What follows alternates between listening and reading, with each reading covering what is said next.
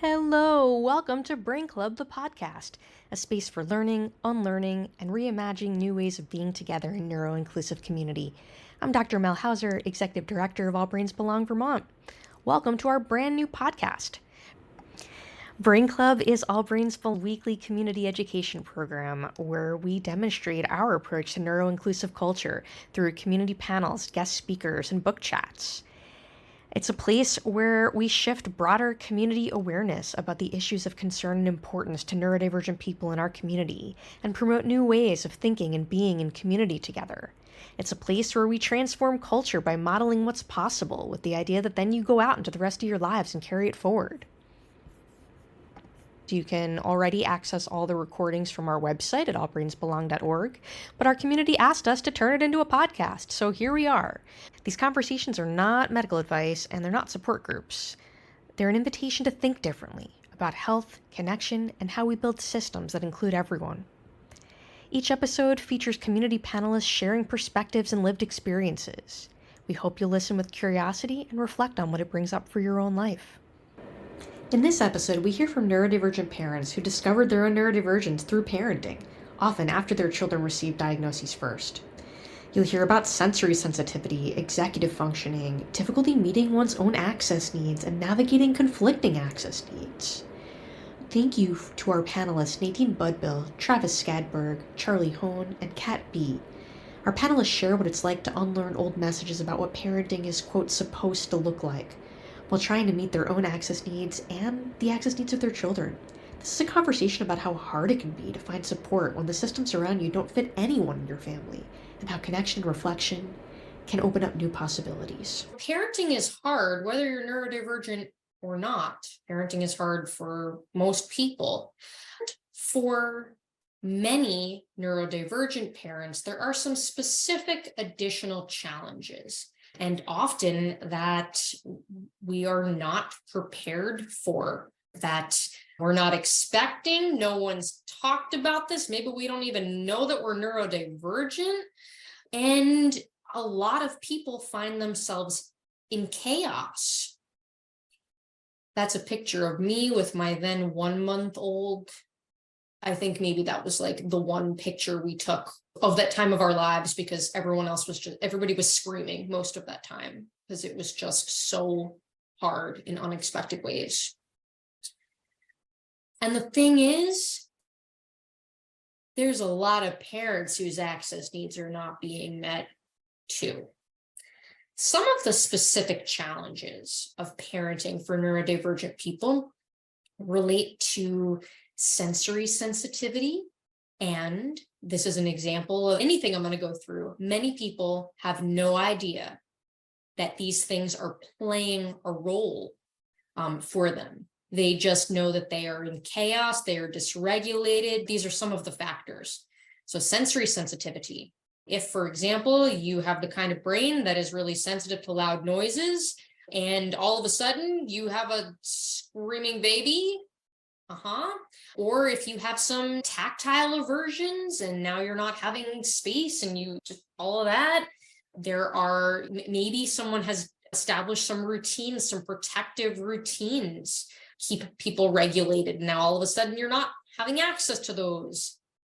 Executive functioning. It's hard at baseline to meet your own needs and get through the day, and then layer on the additional executive functioning challenges of managing life for multiple people, not just yourself. And when we think about how hard it is for so many people to meet their access needs, then you layer on conflicting access needs. If there's a child who has an access need to discharge energy by screaming, and a parent has an access need for complete silence in order to think, well, conflicting access needs.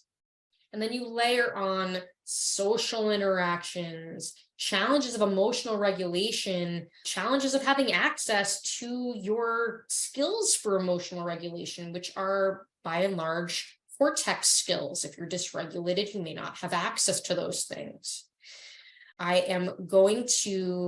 think that's my last slide. Anyway, there's a lot of things that don't help When we think about how ableist this society is, the messages that are sent, there's one right way to be a person, there's one right way to be a parent, all the parenting books and all the things that people say that like don't apply to a lot of people, and that embedded in a lot of those messages are that it is superior to be able to do the thing.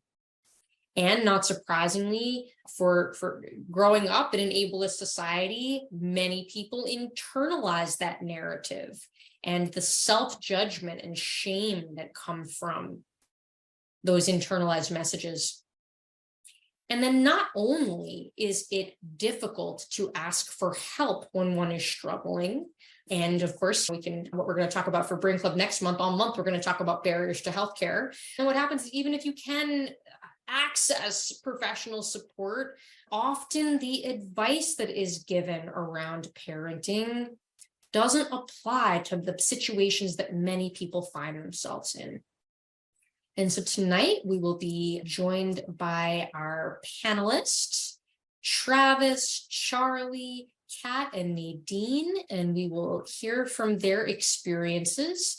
When I was pregnant, I had this brain rule of like, I'm going to become a calm person because I need this. It was anyway. So like I did yoga and I had counseling and I like walked and I was in nature and I like really was actually regulated and doing really well. And then I became a parent and I had no idea about my sensory processing. I had no idea about my PDA. I had no idea that like, I had just no idea. And so right again, it's the narrative of like, there's something wrong with you, that you are so in chaos again, when this is like all that you've ever wanted. What are some challenges that you face as a neurodivergent parent? I think the main challenge for me and I've really come to understand this better in the past year or so, is how much downtime and rest I need for my brain. And I can't get it. I learned really quick when Jacob was first born that like, oh wow, I've sort of hidden my whole life by taking care of other people's needs, so I didn't have to do the hard work of taking care of my needs, which is much more complicated. But Jacob, especially when he wasn't sleeping, that took so much energy. Like you're like, oh, I need help. I do need help accessing or meeting my needs so I can even remotely meet his. And so that was a huge learning curve, not just for me, because I was like, oh, I've never really done this. And then everyone around me was like, oh, he's suddenly becoming very demanding. Like, Just coming to understand that it's exhausting in here, like the level of information and processing and analyzing and everything is just a lot and exhausting. And ideally I would have not just downtime and rest, but solitude to be able to just like decompress and process stuff and like reinvigorate myself. But it's really hard to get that being a working parent, a homeschooling / unschooling parent also. So that's the thing that when I look at my life, it's like, oh, I really could use a lot more rest. What's it like to be a neurodivergent person parenting? Like, what's that been like? You can still talk about Elsa and Anna again and like, yes, maybe go from there. Oh my God. Yeah, absolutely. I was just saying that everyone knows Elsa's autistic, but not everyone knows Anna has ADHD. But then Mel's saying, well, maybe not everyone knows Elsa's autistic. I was like, wow, autistic. Yeah, mind blown. Yes. That's why she can't be queen too, right? She doesn't want to deal with that kind of social posturing. Anna's perfect for it. It worked out. It did work. It worked out in that Elsa achieved niche construction by going out to live in the woods. What are some challenges that you have faced as a neurodivergent parent? I'm still struggling with the concept of production. We've talked about it during All Brains Belong. That whole concept of raising productive kids, of being productive every minute of every day, and being productive myself every minute of every day. What does that really mean? Unbeknownst to me, the beginning of like the weeding out process that I think any neurodivergent parent needs to go through in terms of creating a safer bubble. And so then it was years later when we first got a diagnosis about Jacob, and then months later before I start, what really triggered it for me is I had a picture of me as a little kid about Jacob's age, about 4 years old, and it fell out of a box somewhere, and I stuck it on the fridge, and it sat there for a couple of months. And one day I noticed that in the picture I'm scratching my arm like this, and Jacob does this exact same scratch to my arm, but it's exactly the same little movement. And I asked my mom and dad, I'm like, did I do that as a kid? And my dad didn't know. My mom's like, well, not that much. She was getting defensive already. And so that started the rabbit hole of like, we might look pretty similar. And then once we were getting a comfy blanket from Costco, and they have like 2 types of super soft blankets. And for some reason, one of them was really comfortable to me and the other one was really comfortable to him. And so we're having this fight over how do we cuddle on the couch with the blanket. Is kind of like our first access needs. And I'm getting frustrated with him for not accepting my blanket. And eventually it dawned on me that we were both just as, like, we were the same. But it's very real. Like, my soft blanket is prickly to him, his words, and his soft blanket, I can say, yeah, it's soft, but it doesn't make me feel good. It's stim clash. So like, how does that play out for you? Because like, I imagine that A lot. your access needs may conflict from time to time with other members of your household. Right. Well, and before I knew I was autistic, which was just a few years ago, I would just be struggling almost all the time, like, because I'm actually a mix of sensory seeking and sensory avoidant, and it's really hard to parse out. Like, when it comes to sounds of screaming kids or kids jumping on me, I can get overwhelmed. But when it comes to like, this is the reason I'm wearing like 3 or 4 layers isn't just because I don't want to turn up the thermostat. This is like my self-soothing, always a hat, always and so I'm this mix of seeking and avoidant, and it's been really, knowing that has been so important. And little things like that just start adding up, and then you start to realize that, like, oh, you're not just raising a neurodivergent kid, but you have a neurodivergent family. And then and this is years, suddenly access needs start to come in. And like, oh, I thought I had to just negotiate my own needs. Now I have to negotiate my own access needs too. And that one is largely sound. He's very loud and I'm not. And it's very triggering to me. And I've tried earplugs, but a lot of the ones you put in your ear, they make internal sounds louder. Like, you can hear yourself chewing more, and that kind of bugs me. And I don't even have to do it that much anymore, but one of the most important things to me was just having these, and they're big. And not only is that nice because I like the pressure, it's nice because the kids can see them. So if they see me putting them on, they're like, oh, he's overwhelmed. Wow, And I don't have that's to say it. powerful. Yeah, and it isn't, and they know I can still hear them with them on, so like, I'm not ignoring them. Yeah. But it just really is. It's kind of like certain animals that can puff up parts of them when they're distressed. It's just like, whoop. That is amazing. And you're modeling for them, me as a human, I am meeting my own access needs. This is how I'm going to regulate. Right. And I'm still figuring out how to ask for my needs, but sometimes it's easier with kids because they really start out with a blank slate. Are you able to meet your own access needs as a parent? We definitely have some conflicting access needs. Yeah, Yes, I think in one area I could think of an example with sleep. I need my sleep. And I mean, it's sacred even for my kids. We have health issues that pop up if we're not sleeping. So that was a big one that we had to address. Talking about how can we find a way to meet our needs. So first we have to figure out what they are, but then how can we together figure out a way to meet all of our needs? Otherwise, a lot of access needs are just like it's like micro dosing with access needs. So like in my ideal world, I would have like a man cave with a super big stereo system so I could feel music. Like headphones don't do it. Like I used to run a nightclub.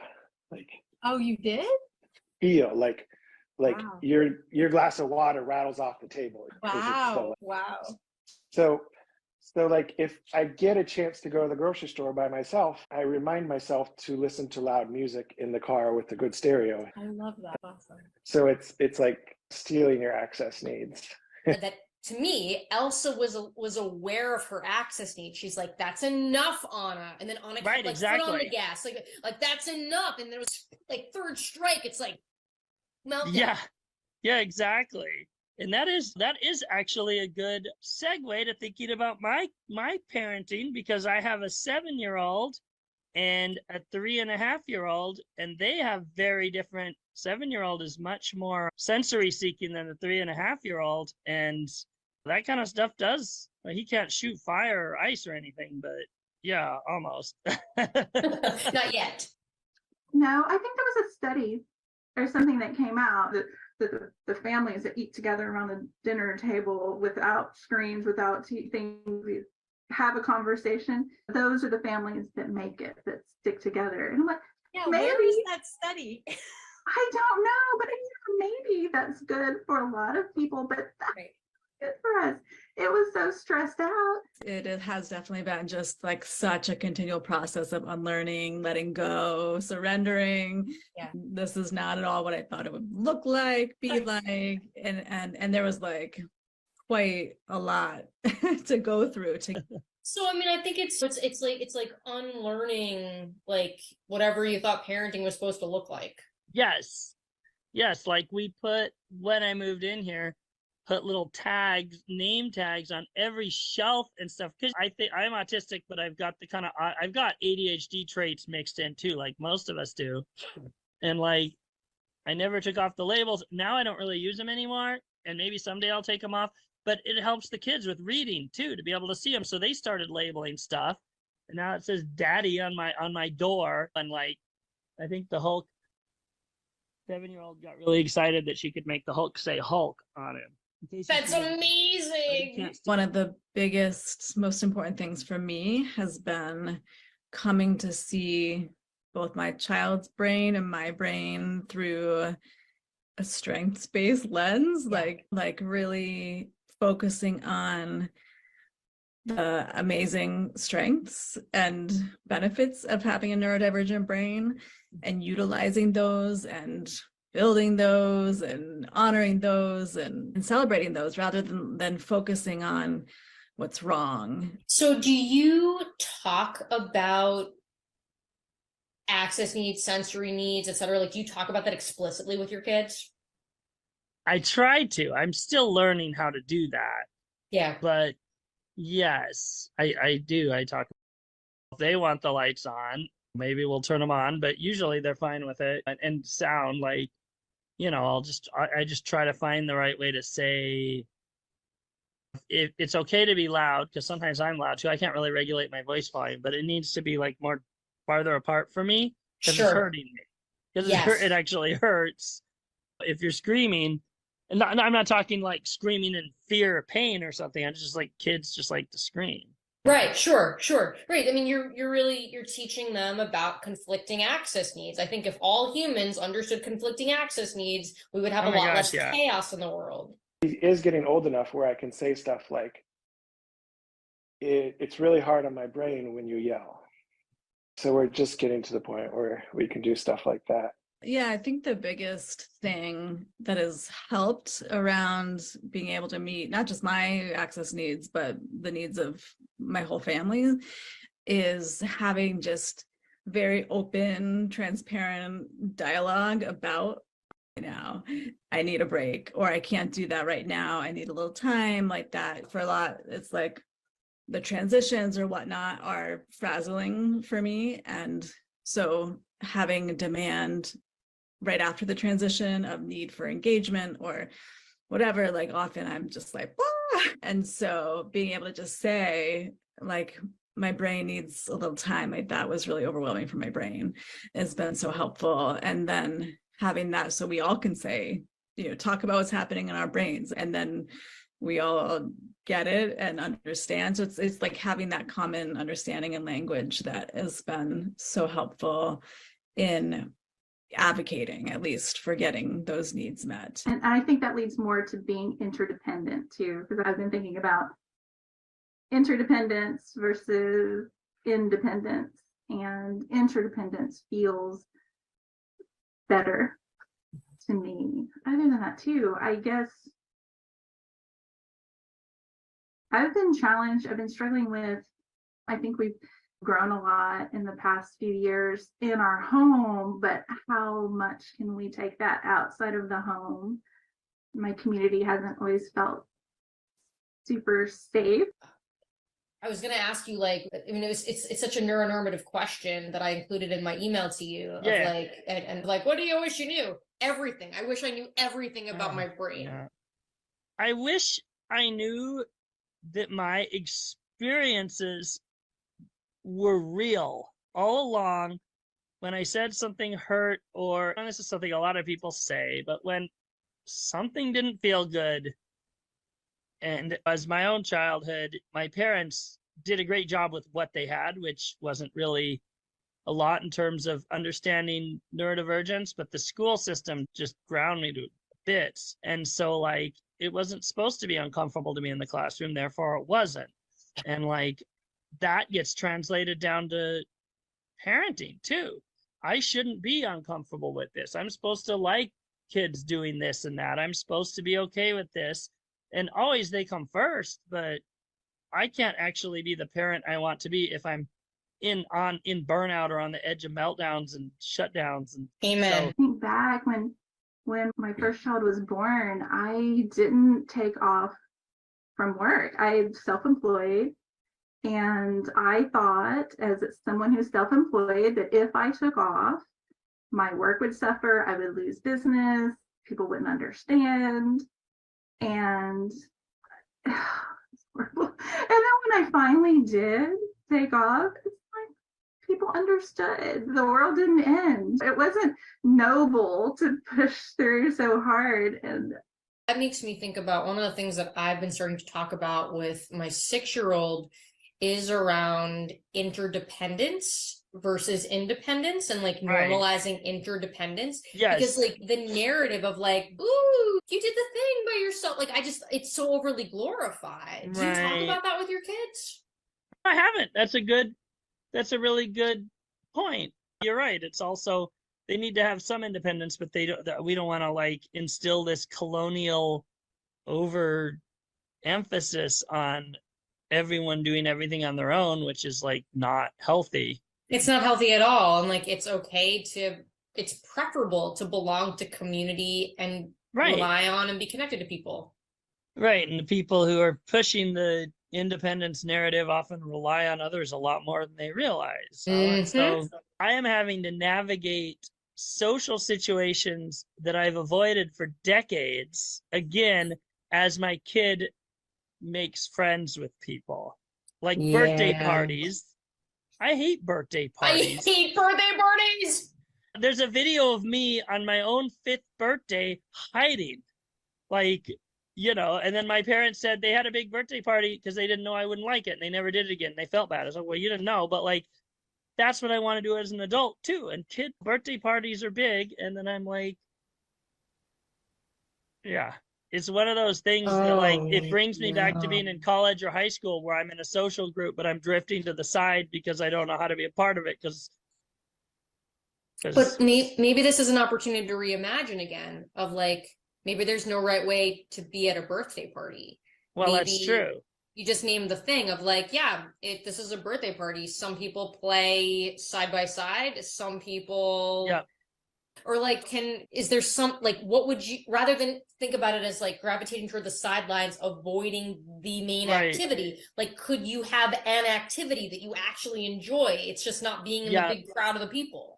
Well, sometimes I try to find a job. Like Oh, in one yes. case, there was a fire in the old shelter fire thing. I just took care of that. Or Yep. The people who were supposed to feel familiar never did. Mm-hmm. And then that's what that contrast is what made me feel inadequate. I'm like, there's something wrong with me that I'm uncomfortable around you, even though like, really, it's because you're an unsafe bucket person. But I didn't have language to describe that. I was just like, oh, what's wrong with me? I can't get along with the people. I feel so uncomfortable. I don't know what to say. there's I don't know, younger or one of- older kids who are bored. I'll go hang out with them because there's Yes. only a couple of them. It's like Well, if I that's like- consciously think about it, it makes it easier. And then I don't get upset with myself for why did I do that? Right. Because I'm such a loser who like can't do the birthday party thing. Yeah. Because it's like that's the old narrative. That's like Yeah, the narrative exactly. of an unrecognized Exactly. neurodivergent person. That's like what we tell ourselves all the time. I could actually go to like a cocktail party, and if no one knew anyone, I was fine. Yeah. Everything else, not fine. So not Yeah. fine. Too clicky. Too clicky, right? Well, and it's interesting because I see that anyone, pattern playing out already as a kindergartner Mm-hmm. when she sees Hey, that the other anybody- kids are familiar and she doesn't Mhm. like she doesn't feel like she is on the invert, and so yeah. Yeah, that idea, that whole scaffolding piece, the gap she can't navigate. She can't navigate the gap, right? Yeah, yeah. But if there's like an adult who is facilitating, Oh. being like a central figure who's facilitating a game where everyone has a Yep. role and the expectations are clear and Yep. like there's some structure to it, like that's fine. Mhm. She'll play those games. Yeah.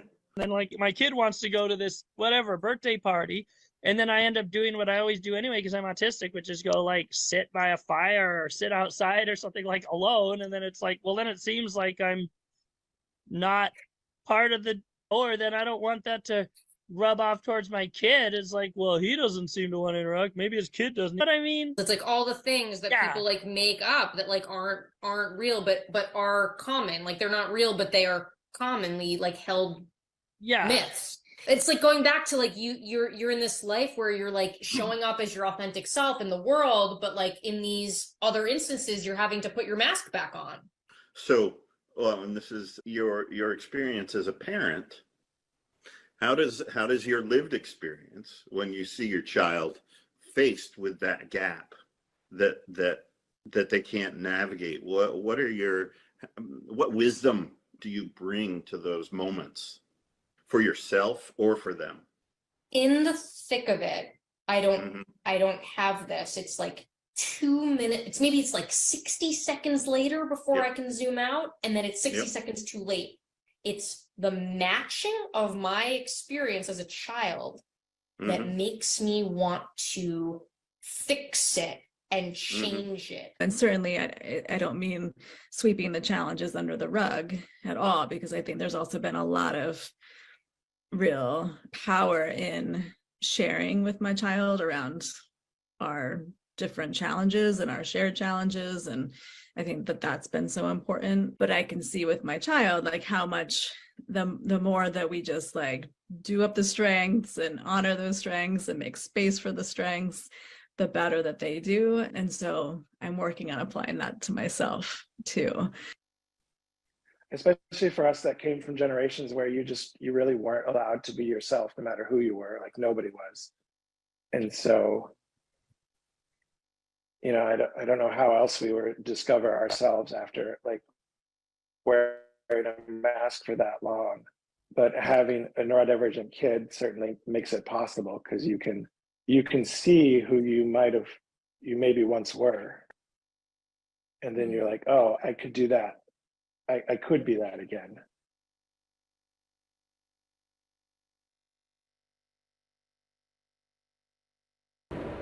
There's no manual for this. Most of us are just figuring it out in real time, not just parenting our kids, but reparenting ourselves.